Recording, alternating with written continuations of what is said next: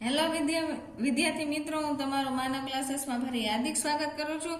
તો આજે આપણે ધોરણ 7 નો આઈડિયલ સ્વાપોથીનું સોલ્યુશન જોવાનું છે. 11મો પાઠ વાગે છે રે વાગે છે. તેનો પ્રકાર શું છે તો કે પદ. એના લેખક કોણ છે તો કે મીરાબાઈ. આ વસ્તુનું ખાસ યાદ રાખવું. હવે ચાલો આપણે એનો વિકલ્પ જોઈએ. પેલું છે વાગે છે રે વાગે છે કાવ્યની કવિયત્રીનું નામ લખો તો કે મીરાબાઈ. મોરલી ક્યાં વાગે છે તો કે વૃંદાવનમાં. રાસમાં કોણ બિરાજતું હશે તો કે કૃષ્ણ અને રાધા. રાસ ક્યાં રચાયો છે તો કે વૃંદાવનમાં. અહીં શ્રી કૃષ્ણ માટે કયો શબ્દ વપરાયો નથી તો કે નાથ. કોના દર્શનથી દુઃખ દૂર થાય છે તો કે ગિરિધરના. હવે આપણે એની ખાલી જગ્યા જોઈ. પેલું છે વાગે છે રે વાગે છે વૃંદાવન ખાલી જગ્યા વાગે છે તો કે એમાં મોરલી આવશે. વૃંદાવન તે વનને માર્ગ જતા વાલો દાણ ખાલી જગ્યાના માગે છે તો કે દધી. વૃંદાવનની ખાલી જગ્યામાં રાસ રચાયો છે તો કે કુંજ ગલીમાં. કાવ્યમાં ગિરિધર શબ્દ ખાલી જગ્યા માટે વપરાયો છે તો કે શ્રી કૃષ્ણ. અમે સુતાતા ભર નિંદ્રામાં ખાલી જગ્યા વેરણ જાગે છે તો કે નળદર. હવે છે સાચું ખોટું. મીરાબાઈને શ્રી કૃષ્ણ માટે અપાર પ્રેમ અને ભક્તિ હતા તો કે સાચું. શ્રી કૃષ્ણ ગોકુલ જતા દાળ દધીના માગે છે ખોટું. શ્રી કૃષ્ણએ લીલો પટકો બાંધ્યો છે ખોટું. શ્રી કૃષ્ણએ માથે મુંગટ અને કાને કુંડળ પહેર્યા છે તો કે સાચું.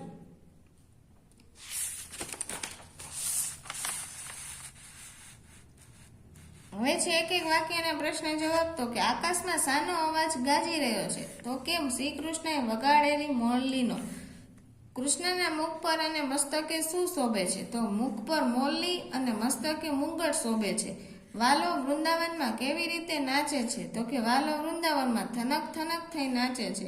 મીરાબાઈ કોના ગુણ ગાવાનું કહે છે તો કે મીરાબાઈ ગિરિધરના ગુણ ગાવાનું કહે છે. શ્રી કૃષ્ણના દર્શનથી શું થાય છે તો કે શ્રી કૃષ્ણના દર્શનથી આપણા સર્વે દુઃખ દૂર ભાગે છે.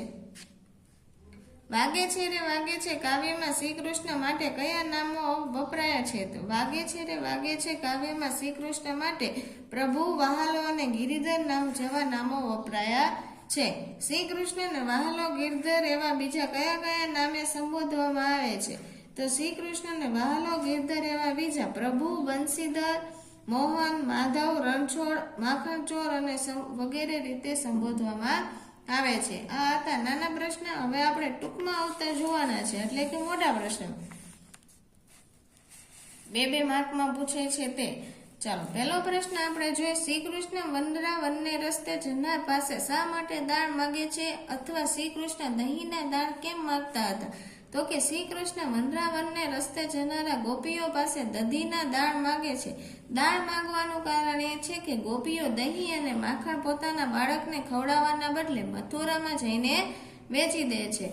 વાગે છે રે વાગે છે કાવ્યમાં શાની શાની વાત કરવામાં આવી છે તો કે પ્રસ્તુત પદમાં શ્રી કૃષ્ણની વિચરણ ભૂમિ વૃંદાવનની વાત કરવામાં આવી છે.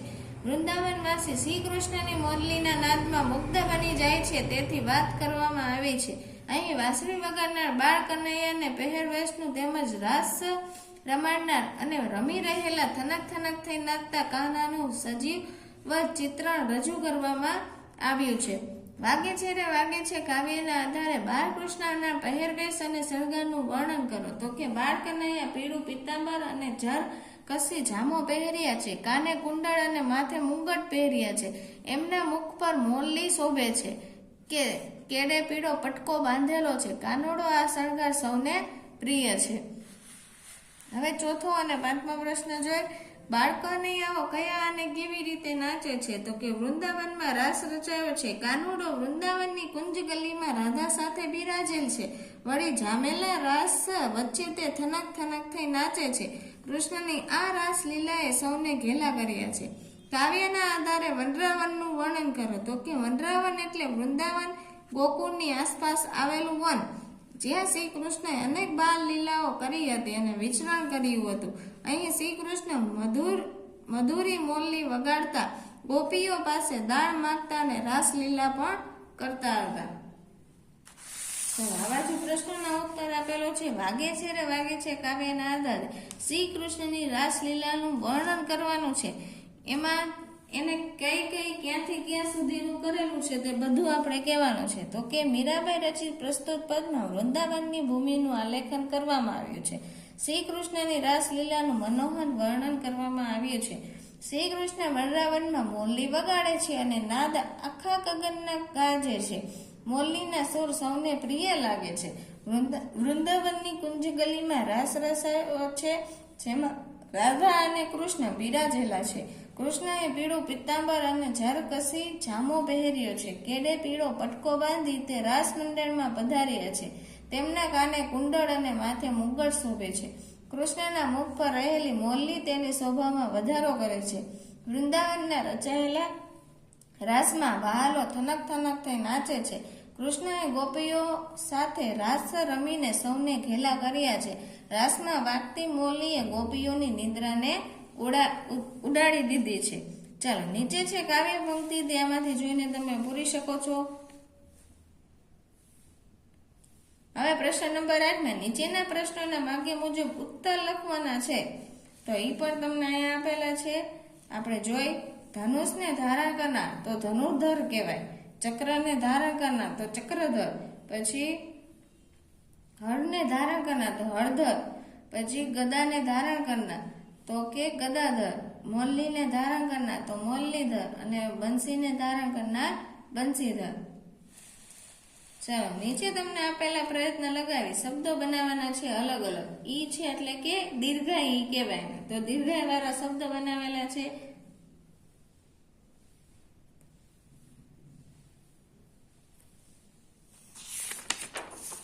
પાછા પણ એવા આપેલા છે શબ્દ. હવે એની નીચે તમને આપેલું છે ખાલી જગ્યા પૂરો. ઉપર કાઉન્સ પણ છે. તો ખેતરમાં જવાનો ખાલી જગ્યા ઉબડ ખાબડ છે તો કે મારક. કાનુડો ખાલી જગ્યા કપડાં પહેરે છે તો કસબી. મને ઢોલક કરતા ખંજરીનો ખાલી જગ્યા વધુ ગમે છે તો કે નાદ. નોળિયો ખાલી જગ્યા બની સાપને શોધતો હોય છે તો કે વેરી. હવે છે અર્થ ધારો અને નીચે લીટી દોરો. તો કે નાદ તો કે અવાજ, મારક તો રસ્તો, ધન તો પૈસા, વેરણ તો વેરી.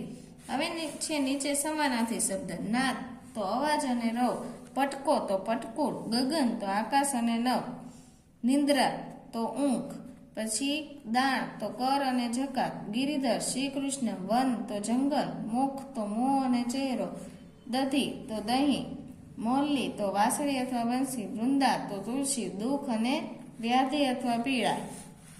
હવે છે નીચે વિરુદ્ધાર્થી શબ્દ. ગગન તો ધરતી, સુખ તો દુઃખ, જાગશું તો ઊંઘવું, પછી પ્રત્યક્ષ તો પરોક્ષ, સુંદર તો કુરૂપ, ગુણ તો અવગુણ. હવે છે જોડણી સુધારો. તેમાં લખેલી છે, તમે જોઈને પૂરી શકો છો. નીચે આપેલું છે શબ્દક્રોશ ક્રમમાં ગોઠવીને લખો. એટલે કક્કાવારી પ્રમાણે ગોઠવાનું છે. તો પહેલા આવશે ગગન, પછી આવશે નાદ, પછી આવશે નિદ્રા, પછી આવશે મોરલી, પછી રાસ અને વન, પછી આવશે કુંજગલી, પછી કુંડળ, ગિરિધર, ગુણ, મસ્તક અને વહાલો.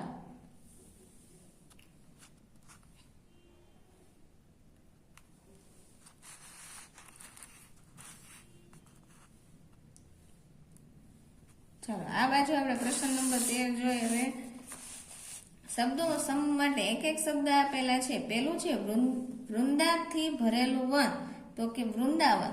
પીળું કે રેશમી અબોટિયું તો પિતાંબર. કસબના ભરતવાળું તો કે ઝરકસી. મોટા ઘેર વાળો ઘણો જ નીચો એવો એક જાતનો અગરખો તો કે જામો. હવે તમને નીચે પેરેગ્રાફમાંથી પ્રશ્નના જવાબ આપવાના કીધા છે. તો પેલું છે એમાં શાળાએ જવાનું મોડું થશે એમ પાર્થ શા માટે કહે છે તો કે નેહા પડી જવાથી. અક્ષયે નેહાના ઘરે સમાચાર આપવાનું કહ્યું કારણ કે તો કે નેહાની ઈજાની જાણ ઘરના લોકોને કરવી જરૂરી છે. પછી પાર્થની જગ્યાએ તમે હો તો શું કરો તો કે અક્ષયની વાત ન સાંભળો. હવે નીચે શરદ પૂર્ણિમા વિશે તમને 10-12 વાક્યો આપેલા છે. તો એ તમે આમાંથી જોઈને પરીક્ષામાં લખી શકો છો. ચાલો, આ વિડીયોને આપણે અહીંયા વિરામ આપશું. તો ફટાફટ આપણી ચેનલને શેર કરો. તમે પણ લાઈક એન્ડ સબસ્ક્રાઈબ કરવાનું ભૂલતા નહીં.